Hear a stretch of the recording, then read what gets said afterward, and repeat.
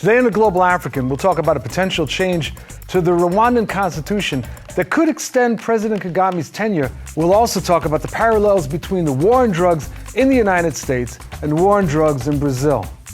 That's Today in the Global African. I'm your host, Bill Fletcher. Thanks for joining us again.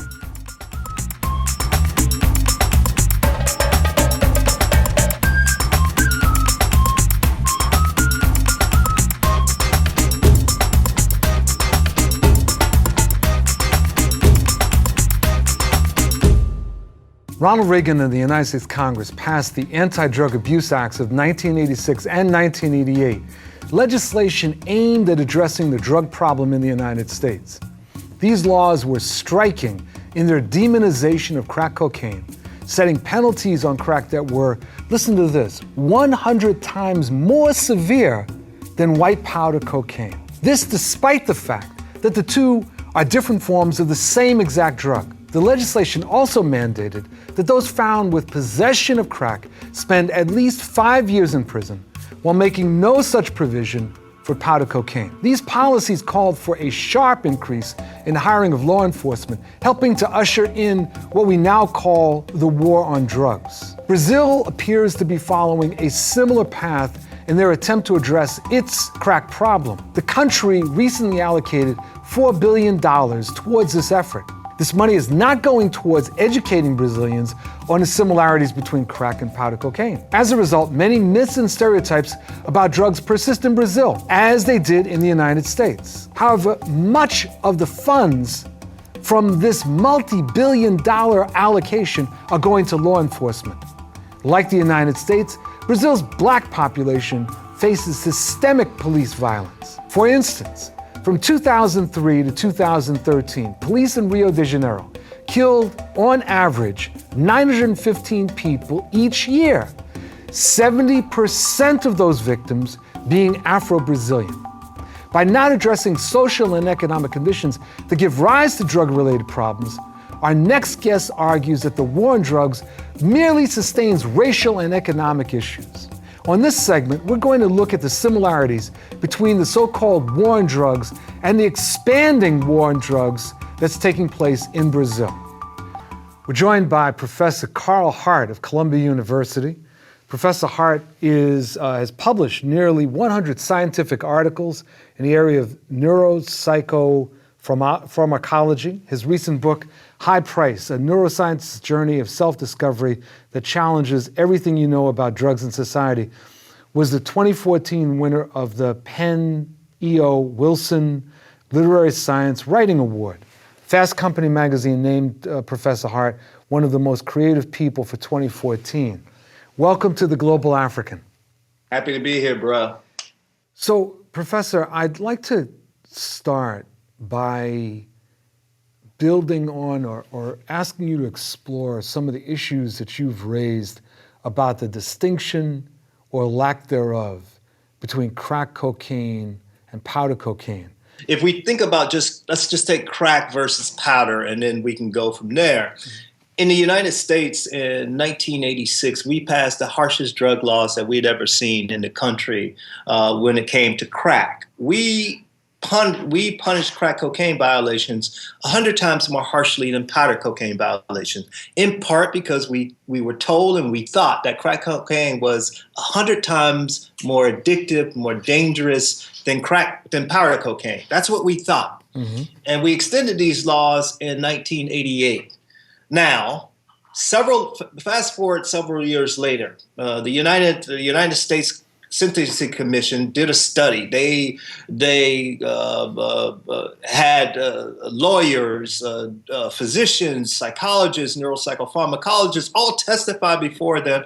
They put together this comprehensive report, and what they determined was that crack and powder cocaine are the same drugs. And they determined this primarily from research like the kind that we conduct, where we bring people into the lab and we actually give them drugs as part of our research and carefully study the behavioral effects, the neuropharmacological effects of crack cocaine versus powder cocaine under double-blind conditions. And what we find, and what other people have found, is that the drugs produce identical effects. So in 1995, the U.S. Sentencing Commission recommended that we equate punishments of crack with powder, meaning that people would no longer be required to go to jail for a mandatory sentence of 5 years when they're caught with small amounts of crack, because we found that to be unfair. And largely because what we also determined, the U.S.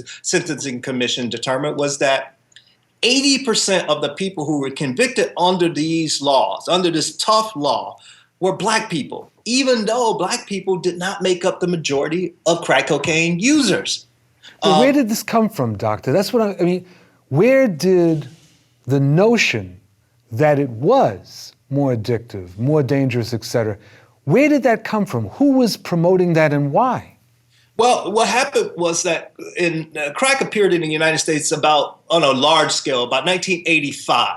And so it was a new form of cocaine that people just had not heard of it. And they never heard of the term crack. And so when something new is introduced into the society, people are afraid, particularly when it's a drug, and particularly when you can associate that drug with some despised group in the society. And what we saw on our newspapers, I think even today in the United States, the number one show today, I think remains the show, it was 48 Hours on Crack Street, CBS program. It remains the most highly watched television show, in which people like Rudy Giuliani, when he was the DA in New York, you saw him going to on undercover drug busts in places like Washington Heights here in New York. You saw all of these things happening on your television, and the users of this drug, based on the television, were primarily black, and they were young, and they were they seemed to have values that were not consistent with the mainstream society. And then when that happens, people in Congress, particularly white folks around the country, this is foreign to them. We have to do something about it. Remember, I said crack didn't appear really until like 1985. The highest unemployment rates in the United States were 1982. Right. And then when you look at murder rates, the highest murder rates in the country was 1980, 1933, before crack appeared. But people, when we started talking about crack, all of this evidence goes out of the window. Emotion takes over. People start talking about one hit of the drug and you're addicted. There is no drug in the history of humans, where you have one hit and you're addicted. Now let's switch gears to Brazil. When did this crack epidemic start, and how are things unfolding in Brazil? How does it compare with us in the United States?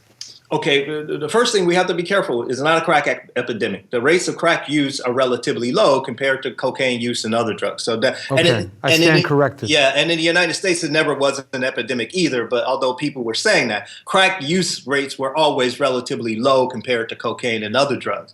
Now, but let's think about, when did crack appear in Brazil? Crack appeared in Brazil in 2005. Now, in Brazil, just like in the United States, because the Brazilians watch us, and our drug policy has been exported throughout South America, Colombia, a number of places. So they are watching us, and they're looking to us for leadership on this issue. It appeared in 2005. Please understand that Brazil has a population of 50% of their population is African. People don't know that, in part because the Africans have been shut out. They represent less than 5% of the middle class. They're not in the universities, certainly not in the professorships and those sorts of things. They're just not there. And so we have to understand that they are poor. They are not educated. When I say not educated, I mean not high school. They don't even have elementary school education. So it's really bad. Now, so that means that you're going to have some poor people problems. You're going to have crime. You're going to have unemployment. You're going to have all of these sorts of things. Now, crack has been blamed for those sorts of things in Brazil, just like they were in the United States. Understand this, in South America, they have some of the highest murder rates. And Brazil, I think, ranks number 3 in South America in terms of murder rates. I think the only other countries that are higher than them is Venezuela and Honduras. They have always had these high murder rates, certainly since 1990s. But the murder rates are being blamed on crack cocaine, which appeared in 2005. Black unemployment and poverty, all of these things are being blamed on crack when they had these problems long before crack even was introduced into the society. And so it's the same situation, the same playbook as happened in the United States. They're blaming crack for problems that the government has not dealt with. They're blaming crack for the racial discrimination that exists in that society. So then are we looking at something, how can I put this, I'm trying to be fair, but is this a situation where there are forces in Brazil that are using this issue of crack as a way of distracting people away from looking at some of the systemic issues? Is it that orchestrated? I think what happens is that people say, we're trying to do something about the problem, and we're doing something about the problem by going at the crack. Even though there are people like me saying, hold up. There are more efficient and more effective ways to deal with the problem. And that's not crack. And people like me are being ignored because it's just simply easier to say you have a crack problem and then focus your efforts on the crack problem by hiring more police, and the same people benefit. Hire more police, politicians look like they're doing something, and then you also say you're going to hire or put more money into treatment. And that's not even an issue when you have basic needs that need to be met. Education, employment, all of these basic needs will be more effective and more efficient in dealing with the issue. But they're complicated, and that's why people just ignore them. All right, so in both the case of the United States and in Brazil, what do you think are the steps that need to be taken, and by whom, to, let's say, to begin by shifting the narrative? Yeah. And, what do we do? Well, let's just start with the United States. Okay. In the United States, every year we arrest 1.5 million people for drug-related issues. And 80% of those people are just for simple drug possession, just people who caught with some drug that they might be using. The first step that we can do, because we're all concerned about this over-incarceration, this mass incarceration, and we're all concerned about the disproportionate impact that it's having on Black people, especially Black boys and men. When we think about our prison population, Black men make up 6% of the U.S. population, but damn near 40% of the prison population. We're all concerned about that. When you think about that, the thing that we can do immediately, presidents, Congress, they all have this within their power. They could simply decriminalize all drugs. That means that we will treat drug-related violations, possession, that sort of thing, just like we treat traffic violation. You might get a warning or you might get a fine, but you don't get a jail. You don't go to jail. You don't get a criminal record. Portugal, the Czech Republic have already done this. Czech Republic, they've done this since late 1990s. Portugal since 2001. Both of those countries are happy with their policies. They don't waste so much money on prison, and they have no interest in doing another policy. But they had a problem, and so this is how they dealt with it. And it also changes the mindset of the police officers who, whenever there's some issue, I mean, Dave Chappelle, the comedian, has this one nice skit. He has this one skit where he's talking about, like when police kill someone accidentally, particularly Black people, would be like, oh, we'll just sprinkle some crack over them and then call it a wrap, And so that mindset has to change, where people blame drugs for anything. I mean, people who mean well, they say, oh, the kids are doing well. They're in school. They're not on drugs. So you just use the drug thing as a default, when in fact, drugs are not the problem. One wonders whether there can be the shift in narrative without somehow very directly hitting at race. Because it feels that as long, our parents have said this, as long as the problem is hitting us, Yes. it is something that faces two prospects. One is demonization, as you said. The other is marginalization. Yes. It's sort of contained in the barbaric ghettos. If we think about how our narrative has changed, such that we're asking people to have more treatment or put more money into treatment, and you're showing all of these poor white people. I'm sympathetic in that I'm glad that people can get the help that they need. That's very important. Mm-hmm. But we should not misunderstand what's really happening. When we think about Ohio, Vermont, particularly Vermont, the governor of the Vermont last year spent his entire state of the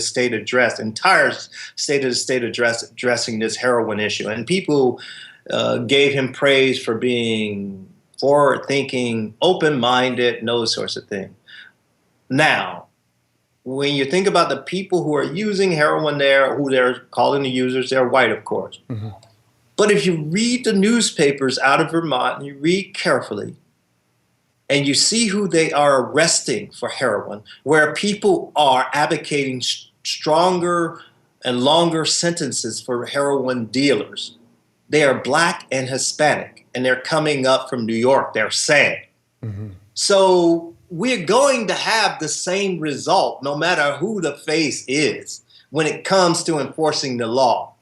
There are states that are advocating for stronger penalties for those people who are selling.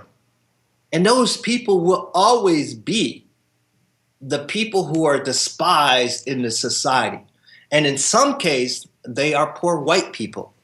But they're always going to be that they're going to pay the price. So despite this sort of open-minded liberal language that they're using, it's going to be bad for poor people, as it always is when they start talking about drugs.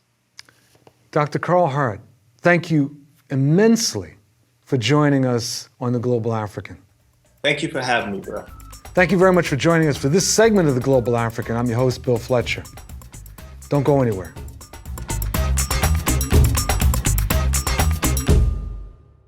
On October 29th, Rwanda's lower house of parliament agreed to adopt a proposed amendment to their 2003 constitution, potentially allowing President Paul Kagame to run for another term. Currently, the Rwandan Constitution only allows for 2 7-year terms. Kagame's second term is set to end in 2017, but new changes to the constitution could mean that the Rwandan president ends up staying in office until, hold on to your hat, 2034. If the proposed changes are put into law, Rwanda would join Burundi and the Republic of the Congo as recent African nations to allow term extensions for their leaders. We're joined for this segment by Claude Gatabuke, who is a Rwandan Civil War survivor, a survivor of the 1994 genocide, a human rights advocate. He's also the executive director and co-founder of the African Great Lakes Action Network, an organization focused on justice, peace, and prosperity in the Great Lakes region of Africa. He is based in Nashville, Tennessee. Thank you very much for joining us in the Global African. Thank you for having me. Our pleasure. I wanted to start off by the most immediate issue, the announcement that a lower house in Rwanda voted to begin a process that could extend the administration, or the length of the administration of President Kagame. And I'd appreciate if you could explain to us, where is this coming from and what do you see as the implications?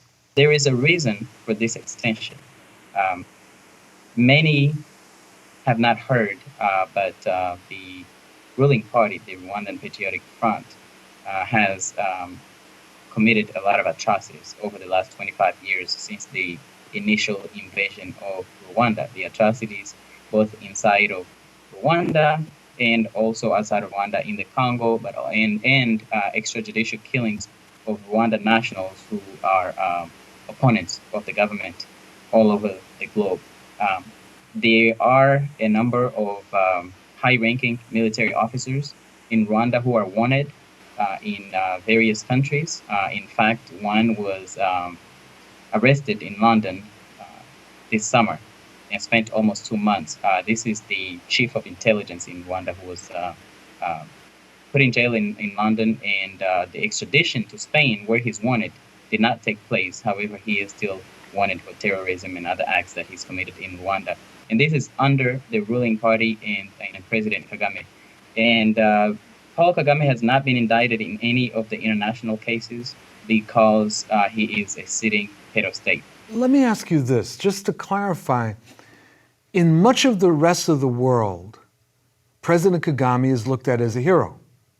The leader of the RPF in opposition to the genocide that took place in '94, as the Rwandans played a decisive role in the overthrow of the notorious Mobutu regime in what's now the Democratic Republic of the Congo. Can you put this all together for us? So this is where it comes together.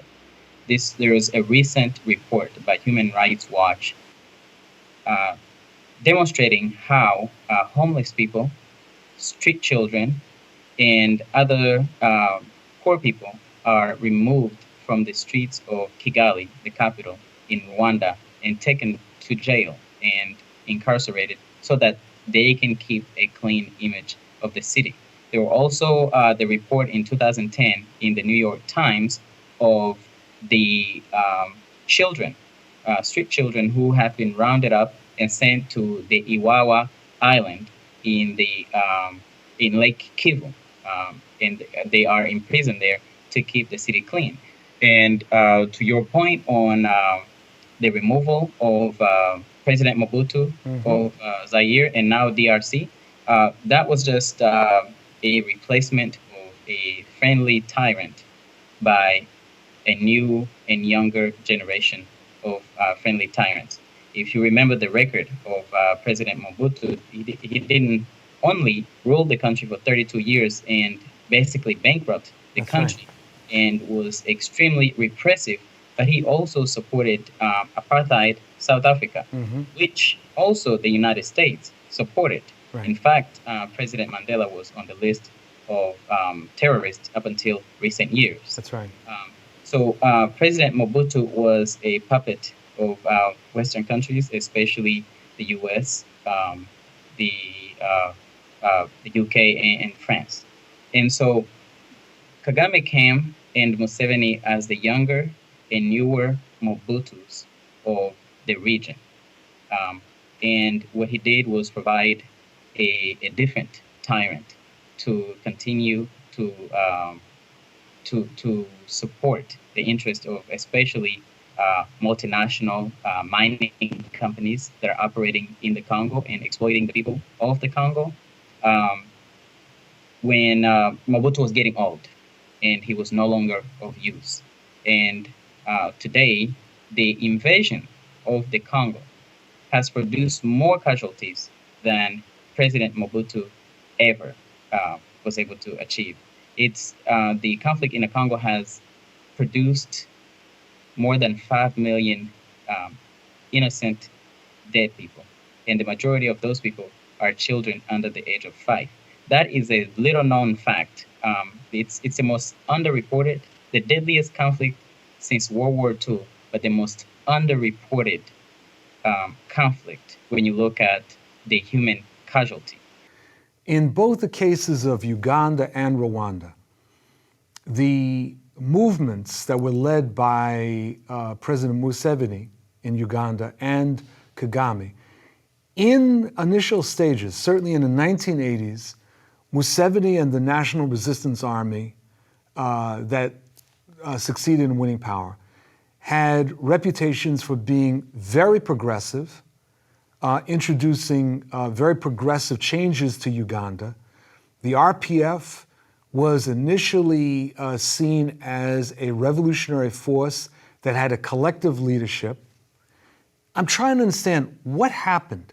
I mean, how did this unfold or devolve, depending on your point of view? I think as time goes, more and more of us realize that what were the stated goals of these movements, both the NRM in Uganda and the RPF in Rwanda, were not necessarily the real intentions of the two movements. For example, it's emerging more and more in recent years the atrocities committed by the NRM in the Luero Triangle, where people were massacred and displayed on the streets or in public to show that the opponents of the NRM were actually committing these atrocities. This is a technique that was used by Museveni and his fighters. There's also northern Uganda, where villages have been wiped out, both by the LRA, but also by the Ugandan security forces. And then it gets worse, where, if you remember, when Museveni came to power, he said the problem in Africa is presidents who do not leave power. Right. And he's been president for 29 years now and is looking to extend his stay in power. And so when you come into a country and you commit all these atrocities, you pretty much point yourself in a corner, and you put yourself in a spot where you don't want to face accountability. And that's what's happened to both the RPF and the NRM. In Rwanda, from 1990 to 94, prior to the genocide, the RPF would attack villages.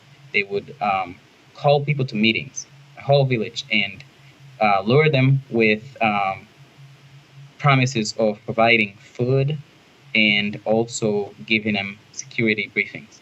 The people would get to the meetings, hundreds of people, and they would start launching grenades into those crowds, and some of the people were killed by hand weapons.